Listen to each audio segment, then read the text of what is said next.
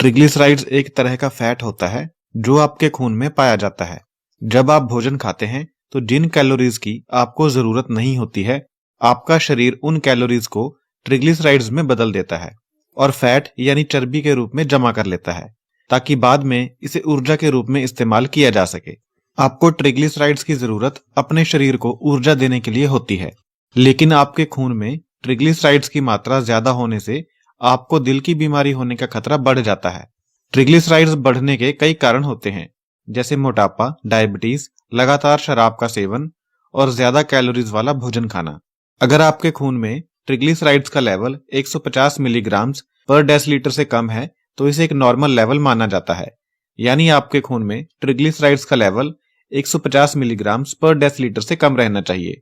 अगर आपके खून में ट्रिग्लिसराइड्स का लेवल 150 से लेकर 199 मिलीग्राम पर डेसीलीटर के बीच में है तो इसे बॉर्डरलाइन हाई यानी थोड़ा बढ़ा हुआ माना जाता है।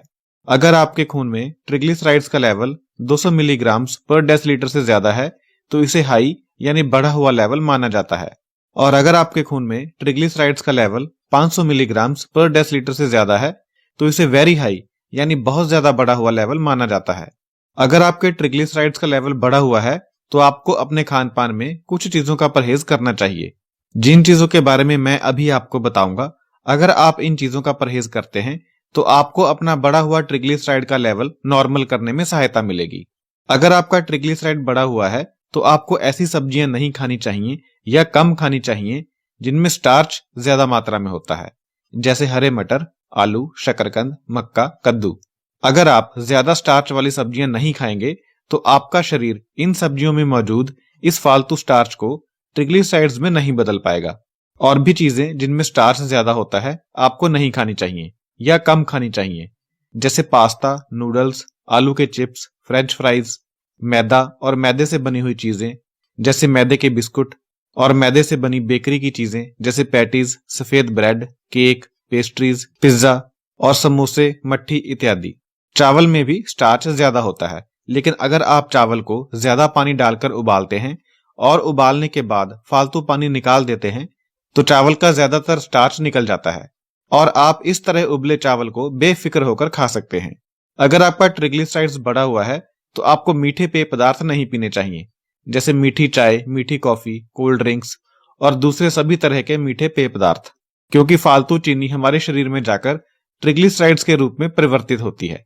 आप बिना चीनी की चाय या बिना चीनी की कॉफी पीजिए। आपको फ्रूट जूस भी नहीं पीना चाहिए।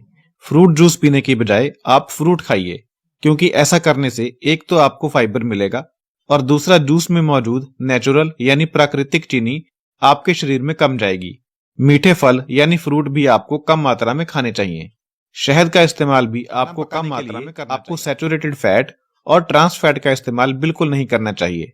इसकी बजाय आपको अनसैचुरेटेड फैट का इस्तेमाल करना चाहिए।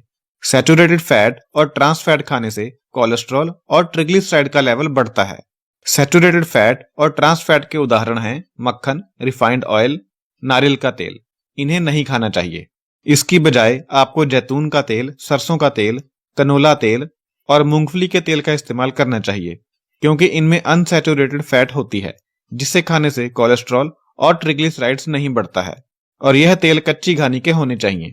ट्रिग्लिसराइड्स के लेवल को कम करने के लिए आपको ओमेगा 3 फैटी एसिड्स जरूर खाने चाहिए। फैटी फिश में ओमेगा 3 फैटी एसिड्स होते हैं, इसलिए आपको हफ्ते में 2 बार फैटी फिश खानी चाहिए। आप फिश ऑयल के कैप्सूल भी खा सकते हैं। जो लोग मछली नहीं खाते हैं वह लोग ओमेगा 3 फैटी एसिड हासिल करने के लिए अलसी के बीज, अलसी का तेल, अखरोट और कनोला तेल का इस्तेमाल कर सकते हैं, क्योंकि इनमें भी ओमेगा 3 फैटी एसिड्स होते हैं। अगर आप हर रोज कम से कम आधा घंटा कोई एरोबिक एक्सरसाइज करते हैं, जैसे पैदल चलना, जॉगिंग करना, साइकिल चलाना, पानी में तैरना, तो इससे आपके ट्रिग्लिसराइड्स का लेवल कम होता है। ऐसा इसलिए होता है क्योंकि एक्सरसाइज करने से हमारा एचडीएल कोलेस्ट्रॉल बढ़ता है। एचडीएल कोलेस्ट्रॉल एक अच्छा कोलेस्ट्रॉल होता है जो बुरे कोलेस्ट्रॉल को और ट्रिग्लिसराइड्स को कम करता है।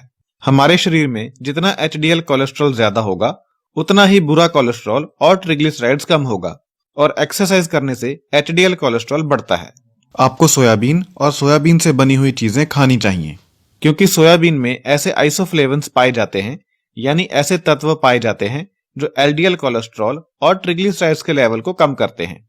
एलडीएल कोलेस्ट्रॉल एक बुरा कोलेस्ट्रॉल होता है। आप सोयाबीन की दाल, सोयाबीन का पनीर जिसे टोफू कहते हैं, और सोया मिल्क यानी सोयाबीन का दूध पी सकते हैं।